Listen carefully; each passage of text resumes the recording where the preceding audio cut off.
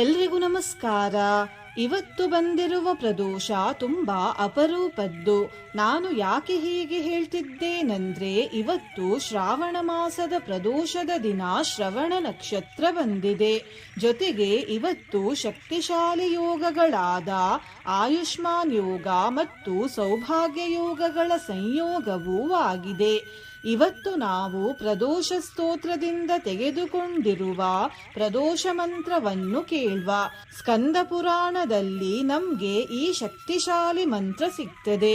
ಯಾರು ಈ ಮಂತ್ರವನ್ನು ಇವತ್ತು ನಂಬಿಕೆ ಮತ್ತು ಭಕ್ತಿಯಿಂದ ಬೆಳಿಗ್ಗೆ ಮತ್ತು ಸಂಜೆ 108 ಬಾರಿ ಕೇಳ್ತಾರೋ ಅವರಿಗೆ ದೀರ್ಘಾಯುಷ್ಯ ಪ್ರಾಪ್ತಿಯಾಗ್ತದೆ, ಅಖಂಡ ಸೌಭಾಗ್ಯ ದೊರೆಯುತ್ತದೆ, ಸಮಸ್ತ ದೋಷಗಳು ನಿವಾರಣೆಯಾಗ್ತವೆ, ಸಂತಾನ ಭಾಗ್ಯ ಲಭಿಸ್ತದೆ, ಪೂರ್ವಜನ್ಮದಲ್ಲಿ ಮಾಡಿದ ಪಾಪಗಳು ನಾಶವಾಗ್ತವೆ, ದುಷ್ಟಶಕ್ತಿ ಬಾಧೆಯಿಂದ ಮುಕ್ತಿ ಸಿಗ್ತದೆ, ಮೂಢತ್ವ ದೂರವಾಗಿ ಚುರುಕು ಬುದ್ಧಿ ಪ್ರಾಪ್ತಿಯಾಗ್ತದೆ, ಗೌರಿ ತಾಯಿಯ ಮತ್ತು ಶಂಕರ ದೇವರ ಕೃಪೆಯೂ ಪ್ರಾಪ್ತಿಯಾಗ್ತದೆ, ಸಂಪತ್ತು ದೊರೆಯುತ್ತದೆ ಮತ್ತು ಧನಧಾನ್ಯದ ಕೊರತೆ ಉಂಟಾಗುವುದಿಲ್ಲ.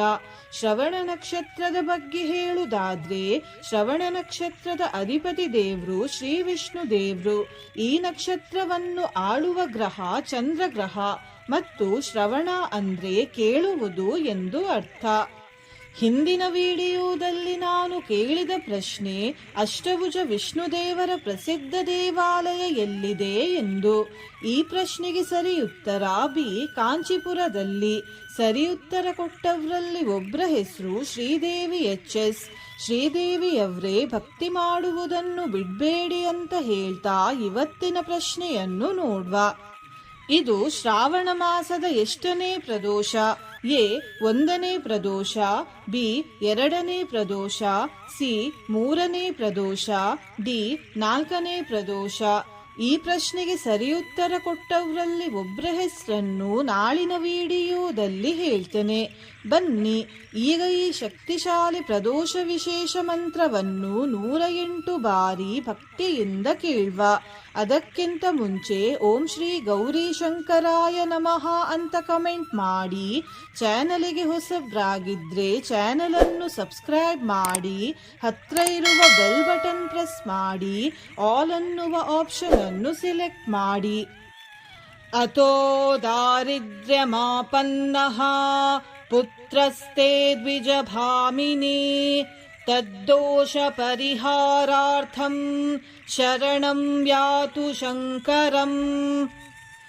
ಅಥೋ ದಾರಿದ್ರ್ಯಮಾಪನ್ನಃ ಪುತ್ರಸ್ತೆ ದ್ವಿಜಭಾಮಿನಿ ತದ್ದೋಷ ಪರಿಹಾರಾರ್ಥಂ ಶರಣಂ ಯಾತು ಶಂಕರಂ.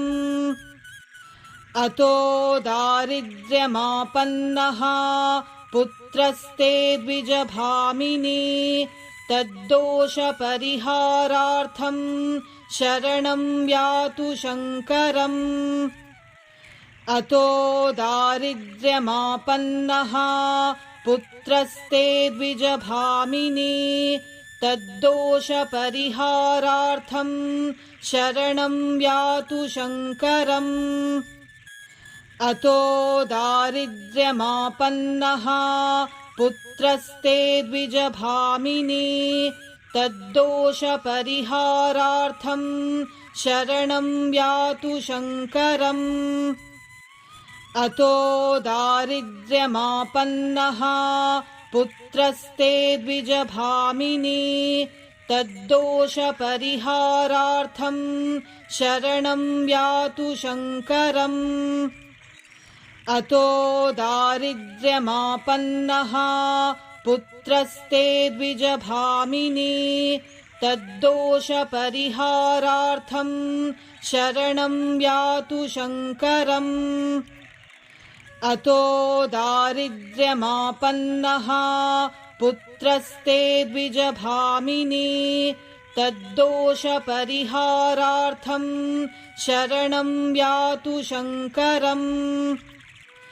ಅಥೋ ದಾರಿದ್ರ್ಯಮಾಪನ್ನಃ ಪುತ್ರಸ್ತೆ ದ್ವಿಜಭಾಮಿನಿ ತದ್ದೋಷ ಪರಿಹಾರಾರ್ಥಂ ಶರಣಂ ಯಾತು ಶಂಕರಂ.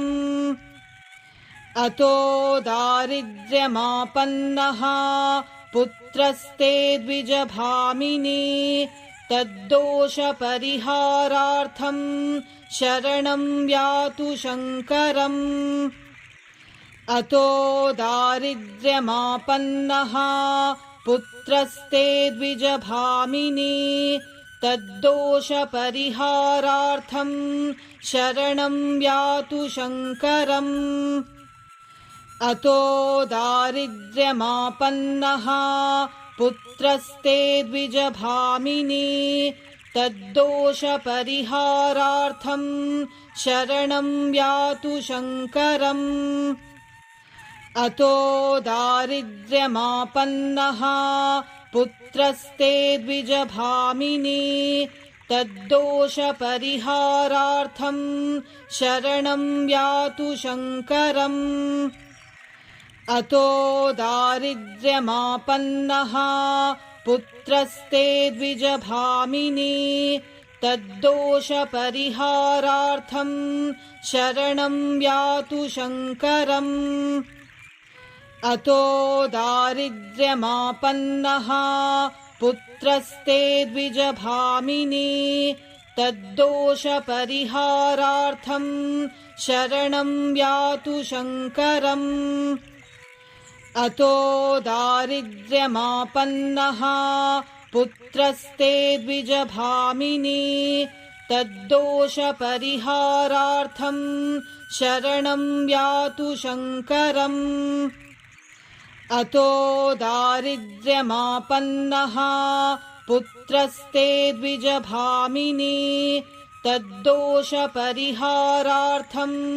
शरणं यातु शङ्करम् अतो दारिद्र्यमापन्नः पुत्रस्ते द्विजभामिनी तद्दोषपरिहारार्थं शरणं यातु शङ्करम् अतो दारिद्र्यमापन्नः पुत्रस्ते द्विजभामिनी तद्दोषपरिहारार्थं शरणं यातु शङ्करम् अतो दारिद्र्यमापन्नः पुत्रस्ते द्विजभामिनी तद्दोषपरिहारार्थं शरणं यातु शङ्करम् अतो दारिद्र्यमापन्नः पुत्रस्ते द्विजभामिनी तद्दोषपरिहारार्थं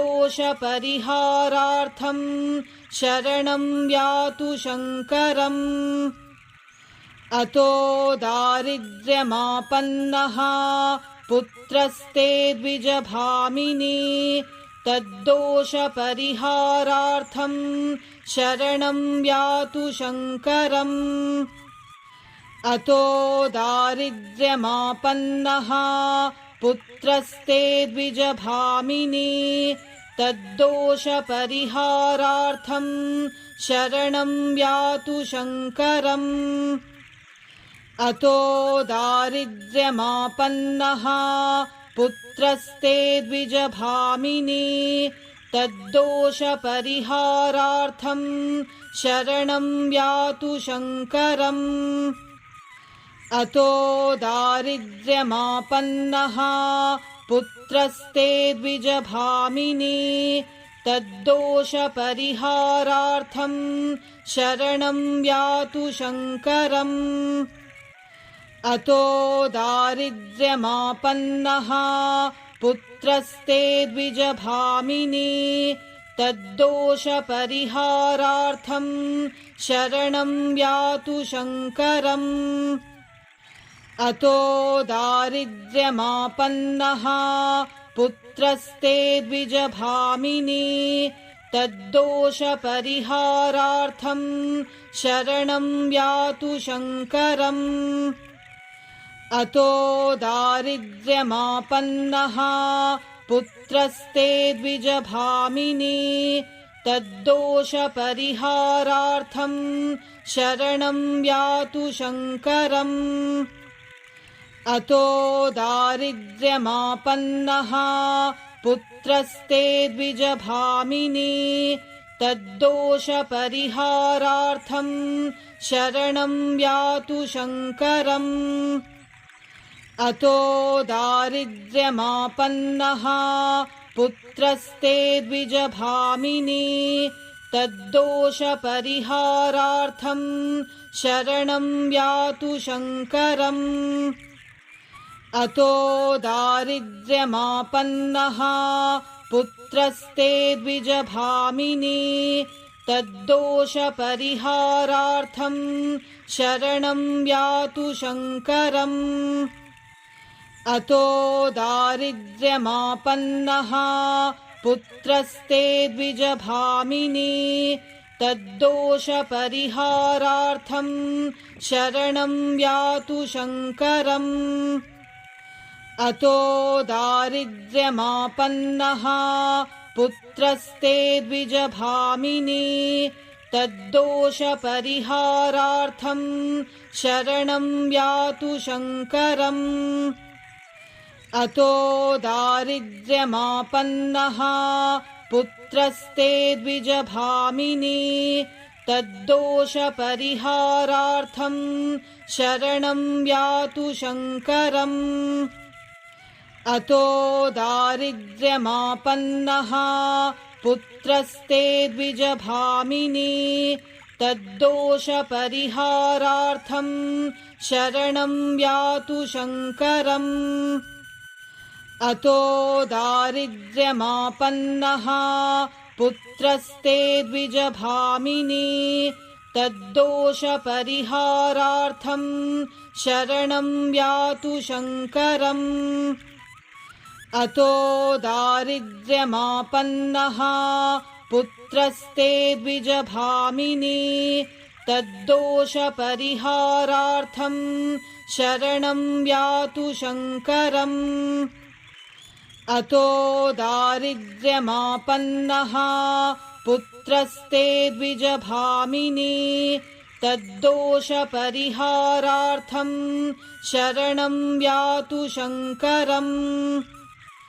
अतो दारिद्र्यमापन्नः पुत्रस्ते द्विजभामिनी तद्दोषपरिहारार्थं शरणं यातु शङ्करम्। अतो दारिद्र्यमापन्नः पुत्रस्ते द्विजभामिनी तद्दोषपरिहारार्थं शरणं यातु शङ्करम्। अतो दारिद्र्यमापन्नः पुत्रस्ते द्विजभामिनी तद्दोषपरिहारार्थं शरणं यातु शङ्करम्। अतो दारिद्र्यमापन्नः पुत्रस्ते द्विजभामिनी तद्दोषपरिहारार्थं शरणं यातु शङ्करम्। अतो दारिद्र्यमापन्नः पुत्रस्ते द्विजभामिनी तद्दोषपरिहारार्थं शरणं यातु शङ्करम्। अतो दारिद्र्यमापन्नः पुत्रस्ते द्विजभामिनी तद्दोषपरिहारार्थं शरणं यातु शङ्करम्। अतो दारिद्र्यमापन्नः पुत्रस्ते द्विजभामिनी तद्दोषपरिहारार्थं शरणं यातु शङ्करम्। अतो दारिद्र्यमापन्नः पुत्रस्ते द्विजभामिनी तद्दोषपरिहारार्थं शरणं यातु शङ्करम्। अतो दारिद्र्यमापन्नः पुत्रस्ते द्विजभामिनी तद्दोषपरिहारार्थं शरणं यातु शङ्करम्। अतो दारिद्र्यमापन्नः पुत्रस्ते द्विजभामिनी तद्दोषपरिहारार्थं शरणं यातु शङ्करम्। अतो दारिद्र्यमापन्नः पुत्रस्ते द्विजभामिनी तद्दोषपरिहारार्थं शरणं यातु शङ्करम् अतो दारिद्र्यमापन्नः पुत्रस्ते द्विजभामिनी तद्दोषपरिहारार्थं शरणं यातु शङ्करम् अतो दारिद्र्यमापन्नः पुत्रस्ते द्विजभामिनी तद्दोषपरिहारार्थं शरणं यातु शङ्करम् अतो दारिद्र्यमापन्नः पुत्रस्ते द्विजभामिनी तद्दोषपरिहारार्थं शरणं यातु शङ्करम् अतो दारिद्र्यमापन्नः पुत्रस्ते द्विजभामिनी तद्दोषपरिहारार्थं शरणं यातु शङ्करम् अतो दारिद्र्यमापन्नः पुत्रस्ते द्विजभामिनी तद्दोषपरिहारार्थं शरणं यातु शङ्करम् अतो दारिद्र्यमापन्नः पुत्रस्ते द्विजभामिनी तद्दोषपरिहारार्थं शरणं यातु शङ्करम् अतो दारिद्र्यमापन्नः पुत्रस्ते द्विजभामिनी तद्दोषपरिहारार्थं शरणं यातु शङ्करम् अतो दारिद्र्यमापन्नः पुत्रस्ते द्विजभामिनी तद्दोषपरिहारार्थं शरणं यातु शङ्करम् अतो दारिद्र्यमापन्नः पुत्रस्ते द्विजभामिनी तद्दोषपरिहारार्थं शरणं यातु शङ्करम् अतो दारिद्र्यमापन्नः पुत्रस्ते द्विजभामिनी तद्दोषपरिहारार्थं शरणं यातु शङ्करम् अतो दारिद्र्यमापन्नः पुत्रस्ते द्विजभामिनी तद्दोषपरिहारार्थं शरणं यातु शङ्करम् अतो दारिद्र्यमापन्नः पुत्रस्ते द्विजभामिनी तद्दोषपरिहारार्थं शरणं यातु शङ्करम् अतो दारिद्र्यमापन्नः पुत्रस्ते द्विजभामिनी तद्दोषपरिहारार्थं शरणं यातु शङ्करम् अतो दारिद्र्यमापन्नः पुत्रस्ते द्विजभामिनी तद्दोषपरिहारार्थं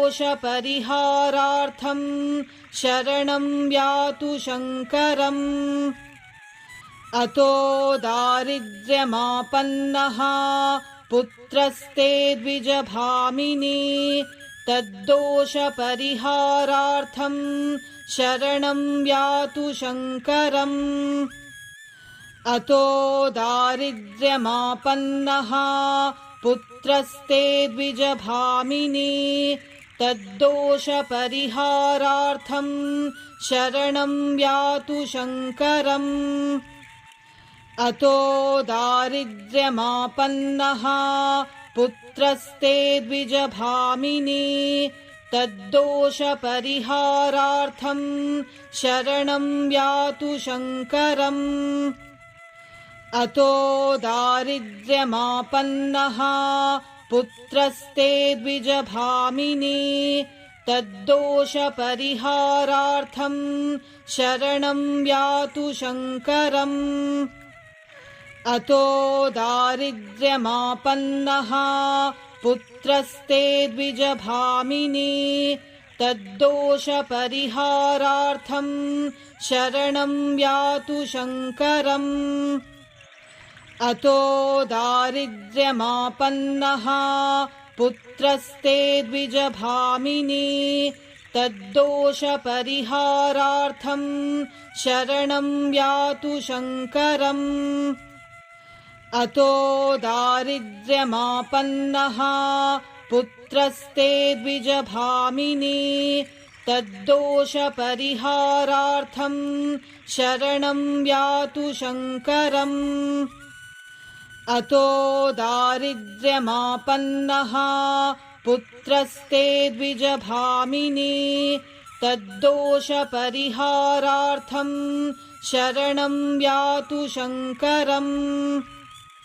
अतो दारिद्र्यमापन्नः पुत्रस्ते द्विजभामिनी तद्दोषपरिहारार्थं शरणं यातु शङ्करम्। अतो दारिद्र्यमापन्नः पुत्रस्ते द्विजभामिनी तद्दोषपरिहारार्थं शरणं यातु शङ्करम्। अतो दारिद्र्यमापन्नः पुत्रस्ते द्विजभामिनी तद्दोषपरिहारार्थं शरणं यातु शङ्करम्। अतो दारिद्र्यमापन्नः पुत्रस्ते द्विजभामिनी तद्दोषपरिहारार्थं शरणं यातु शङ्करम्। अतो दारिद्र्यमापन्नः पुत्रस्ते द्विजभामिनी तद्दोषपरिहारार्थं शरणं यातु शङ्करम्। अतो दारिद्र्यमापन्नः पुत्रस्ते द्विजभामिनी तद्दोषपरिहारार्थं शरणं यातु शङ्करम्। अतो दारिद्र्यमापन्नः पुत्रस्ते द्विजभामिनी तद्दोषपरिहारार्थं शरणं यातु शङ्करम्। अतो दारिद्र्यमापन्नः पुत्रस्ते द्विजभामिनी तद्दोषपरिहारार्थं शरणं यातु शङ्करम्। अतो दारिद्र्यमापन्नः पुत्रस्ते द्विजभामिनी तद्दोषपरिहारार्थं शरणं यातु शङ्करम्। अतो दारिद्र्यमापन्नः पुत्रस्ते द्विजभामिनी तद्दोषपरिहारार्थं शरणं यातु शङ्करम्। अतो दारिद्र्यमापन्नः पुत्रस्ते द्विजभामिनी तद्दोषपरिहारार्थं शरणं यातु शङ्करम्। अतो दारिद्र्यमापन्नः पुत्रस्ते द्विजभामिनी तद्दोषपरिहारार्थं शरणं यातु शङ्करम्। अतो दारिद्र्यमापन्नः पुत्रस्ते द्विजभामिनी तद्दोषपरिहारार्थं शरणं यातु शङ्करम्। अतो दारिद्र्यमापन्नः पुत्रस्ते द्विजभामिनी तद्दोषपरिहारार्थं शरणं यातु शङ्करम्। अतो दारिद्र्यमापन्नः पुत्रस्ते द्विजभामिनी तद्दोषपरिहारार्थं शरणं यातु शङ्करम्। अतो दारिद्र्यमापन्नः पुत्रस्ते द्विजभामिनी तद्दोषपरिहारार्थं शरणं यातु शङ्करम्। अतो दारिद्र्यमापन्नः पुत्रस्ते द्विजभामिनी तद्दोषपरिहारार्थं शरणं यातु शङ्करम् अतो दारिद्र्यमापन्नः पुत्रस्ते द्विजभामिनी तद्दोषपरिहारार्थं शरणं यातु शङ्करम् अतो दारिद्र्यमापन्नः पुत्रस्ते द्विजभामिनी तद्दोषपरिहारार्थं शरणं यातु शङ्करम् अतो दारिद्र्यमापन्नः पुत्रस्ते द्विजभामिनी तद्दोषपरिहारार्थं शरणं यातु शङ्करम् अतो दारिद्र्यमापन्नः पुत्रस्ते द्विजभामिनी तद्दोषपरिहारार्थं शरणं यातु शङ्करम् अतो दारिद्र्यमापन्नः पुत्रस्ते द्विजभामिनी तद्दोषपरिहारार्थं शरणं यातु शङ्करम् अतो दारिद्र्यमापन्नः पुत्रस्ते द्विजभामिनी तद्दोषपरिहारार्थं शरणं यातु शङ्करम् अतो दारिद्र्यमापन्नः पुत्रस्ते द्विजभामिनी तद्दोषपरिहारार्थं शरणं यातु शङ्करम् अतो दारिद्र्यमापन्नः पुत्रस्ते द्विजभामिनी तद्दोषपरिहारार्थं शरणं यातु शङ्करम् अतो दारिद्र्यमापन्नः पुत्रस्ते द्विजभामिनी तद्दोषपरिहारार्थं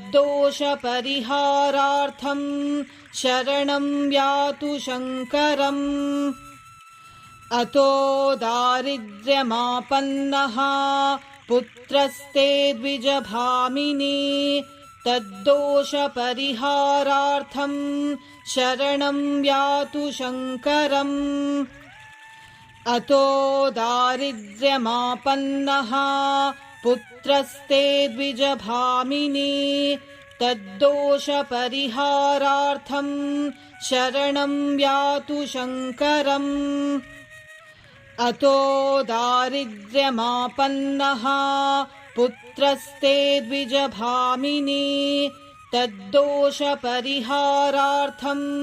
शरणं यातु शङ्करम् अतो दारिद्र्यमापन्नः पुत्रस्ते द्विजभामिनी तद्दोषपरिहारार्थं शरणं यातु शङ्करम् अतो दारिद्र्यमापन्नः पुत्रस्ते द्विजभामिनी तद्दोषपरिहारार्थं शरणं यातु शङ्करम् अतो दारिद्र्यमापन्नः पुत्रस्ते द्विजभामिनी तद्दोषपरिहारार्थं शरणं यातु शङ्करम् अतो दारिद्र्यमापन्नः पुत्रस्ते द्विजभामिनी तद्दोषपरिहारार्थं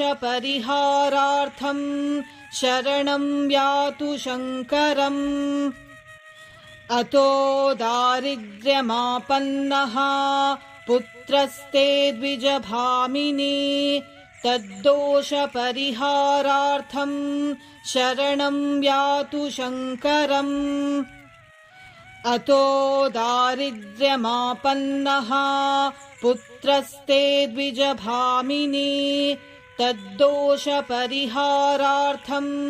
शरणं यातु शङ्करम् अतो दारिद्र्यमापन्नः पुत्रस्ते द्विजभामिनी तद्दोषपरिहारार्थं